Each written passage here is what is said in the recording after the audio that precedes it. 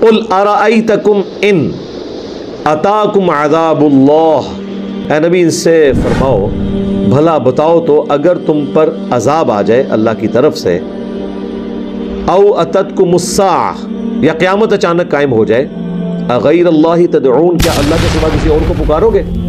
ان کنتم صادقین اگر تم واقعی سچے ہو، بل ایاہ تدعون بلکہ تم اسی کو پکارو گے، فَيَكْشِفُ مَا تَدْعُونَ إِلَيْهِ اور وہی تکلیف دور کر دے گا انشاء اگر وہ چاہے گا، وَتَنْسَوْنَ مَا تُشْرِكُونَ اور اس وقت تم بھول جاؤ گے ان تمام ہستیوں کو جن کو تم اللہ کے ساتھ شریک ٹھہرایا کرتے تھے۔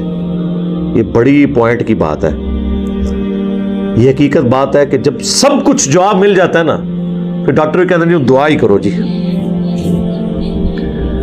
یہ ہے نا، یعنی حقیقت بات ہے۔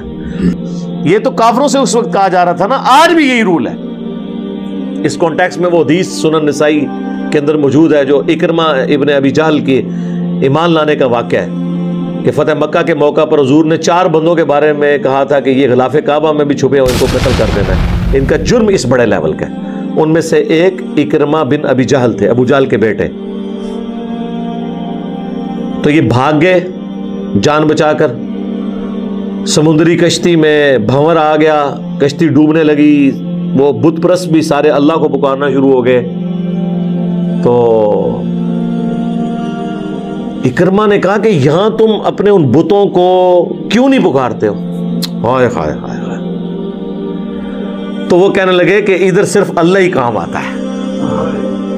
یہ ان کو بھی پتا تھا اس بات، اور ان کا تجربہ تھا کہ اللہ سے مانگتے ہیں اللہ تو پھر اللہ ہے نا جی، اور رحم کھاتا ہے پھر مہلت دے دیتا ہے۔ تو انہوں نے کہا کہ یا اللہ اگر آج تو نے مجھے بچا لیا نا تو میں تیرے نبی کے ہاتھوں میں ہاتھ دے کے اسلام قبول کر لوں گا، آج ایک آخری چانس مل جائے۔ بس اللہ نے دے دیا، قسمت میں ہدایت لکھی ہوئی تھی۔ کشتی بچ گئی، واپس آئے چھپتے چھپاتے، کیونکہ یہ بھی خطرہ تھا مارے نہ جائیں۔ حضور کے پاس پیش ہوئے، اب دیکھیں نبی علیہ السلام نے قتل کا فتویٰ جاری کیا ہوا ہے۔ شفقت یہ ہے، ٹھیک ہے جی، یہ ہوتے تو کہتے ایک ہی سزا سر تن سے جدا، اور جس کو نبی کہہ رہے ہوں کہ ان کو غلاف کعبہ میں نہیں چھوڑنا، پیچھے تو کوئی بات ہی نہ رہ جاتی۔ اللہ کے نبی کے پاس آئے، کہا یا رسول اللہ معافی، اسلام قبول کر لیا اور اسلام کے مجاہد بن گئے۔ یعنی آپ دیکھ لیں 8 ہجری میں اسلام قبول کیا ہے، 13 ہجری میں جنگ یرموک میں رومن امپائر کے خلاف لڑتے ہوئے شہید ہو گئے۔